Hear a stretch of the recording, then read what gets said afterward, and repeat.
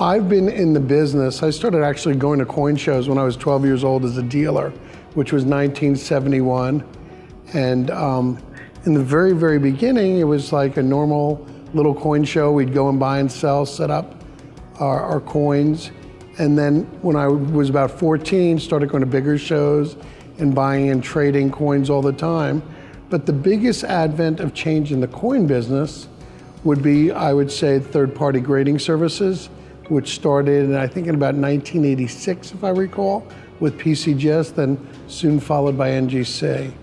And that kind of leveled the playing field for people, not perfectly level, but as time went on, with computers and such, the amount of information for people available made it so people could collect coins and invest in coins at a really good way because so much information was available.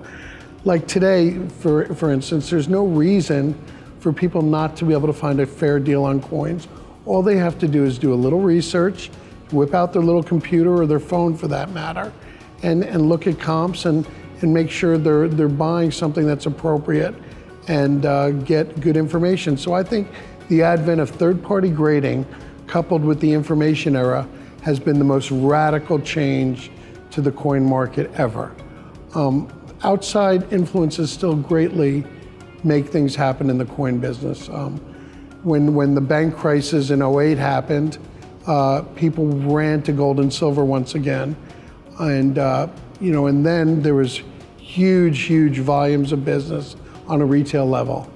So what happens is it really, I think the biggest change overall is information. I think the models like APMEX are the models of the future for the retail coin business.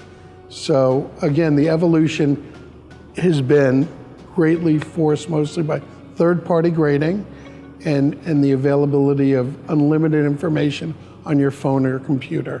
I think those are the greatest changes. The third-party grading system really helped. PCGS and NGC are the reasons why so many coin dealers have been able to be so successful, in my opinion.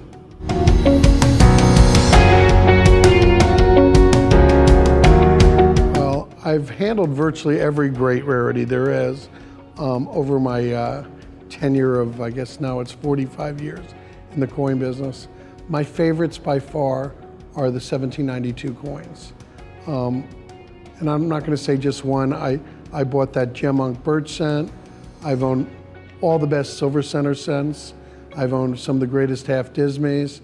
But the birth of our coinage in 1792 to me signifies, the most interesting aspect of what we did. I bought a coin a couple of years ago to put away, which I never do. I bought the right quarter out of a heritage auction. And the reason I bought that coin is it was so different from the other 1792 pattern coins because Wright made the coin as a portrait to his wife. And she was a beautiful woman. If you look at most of the other 1792 coinage, along with the 1793 pennies and such, it looks like witches on those coins, except for one. The birch cent's okay. It looks like a classic woman of the era, but the right quarter is just a beautiful woman. And I found that so striking and interesting as opposed to all the other coins. So number one would be the right quarter, which funny enough is the only coin I ever bought to put away, followed by the Gemunk birch cent, which I didn't put away personally, but I had a friend put away. So I just love those coins because it really is the birth of our nation. And I really do. I mean, for me, I'm an art collector. So those coins represent the most artistic and interesting aspect of numismatics to me. I mean, I love the $1804. I mean, the greatest story of the one I bought and sold was the one that was out of the poke sale that I bought on a cross-continental flight from my phone. I bid on it and bought it over my phone while I think I was somewhere over Missouri, mid-flight from New York to LA going back. I mean, that was the most fun from that aspect. I said, wow, has life changed that you can do things like that? But, and that was the Dexter dollar. That was the second time I bought that coin. But I love American numismatics. I've never been considered like a Q. David Bowers numismatic type in that regard, because when I was younger, I was just too cool to act that way. But I love and appreciate our coins. I love and appreciate the artistic aspect of what our coinage is, and I have a deep respect for the blessing they've always been for me.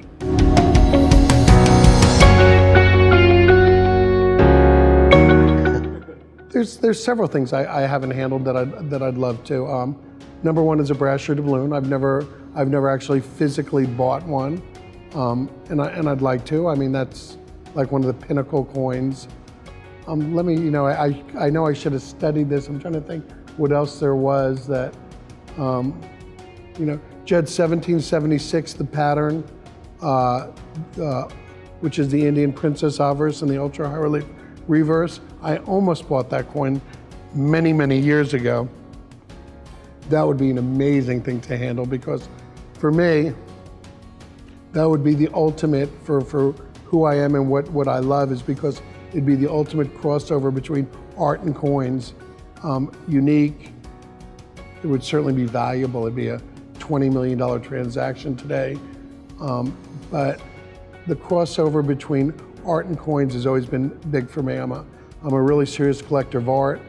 Recently, last year, it's been a year already, there was a St. Gordon's sculpture at Christie's that is something that I've always wanted to buy, but it sold for a little more than I had hoped. It was estimated to 800,000, and I bowed out at $2 million. But again, I've always loved the crossover between art and coins in that way. So those are the kind of things I love. Ultra high reliefs are just fabulous things that I've owned on many more than one occasion. Again, art to coins and rarity. And for me, it's the beauty that really matters. And I've always appreciated beautiful things, and I always will.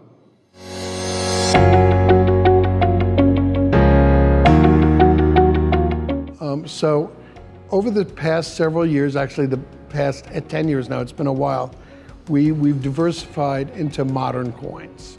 This is something years ago that I would have scoffed at or never shown an interest in, but I recollect now how when I was a kid, when I would go into New York and walk down Madison Avenue to buy my Art Nouveau objects at the plethora of galleries on Madison, Tiffany lamps, beautiful French glass from the turn of the century. On the way was a gallery that sold contemporary art, Warhols, Keith Harings, Basquiat's, and I just walked past them, just looked in the window, and obviously if that's where I put my money, instead of in the other things, I'd have made riches beyond belief. But that's okay, I like what I like. But however, with modern coinage, people like to collect them today. If you look at silver eagles, the modern silver eagle that started in 1986, it has a longer collecting span already than the Morgan dollar did. And I've come to learn how much people love buying and collecting them. And then we do a huge business in that kind of stuff today. And people really, really enjoy collecting them. The entree level to collecting them is very, very low. And people can build and amass collections today of beautiful, beautiful coins without having a tremendous amount of money spent, unless of course they want to. If they want to buy perfect MS-70 or Proof 70 coins, they're going to be more expensive. But the entree is really affordable for young people, and it's a great segue of the future for young people to collect in our business. They can build sets of silver eagles where the coins cost $20 each or such and up. They can buy proofs where they cost $50 and up. And they can actually really collect them. And then other modern coins that touch my soul, that were amazing, was like the 2009 ultra high relief 1 ounce coin in pure gold. What an amazingly beautiful coin. Great way today, if you want to buy gold, is to buy proof gold. The premium on the proof gold made by the mint from 1986 is at historical lows. So those are great, great things to buy today. So I really do believe in modern coins, as long as you buy them intelligently like anything else. But my heart still will always go to early American coins, because that is my first love. Thank you very much.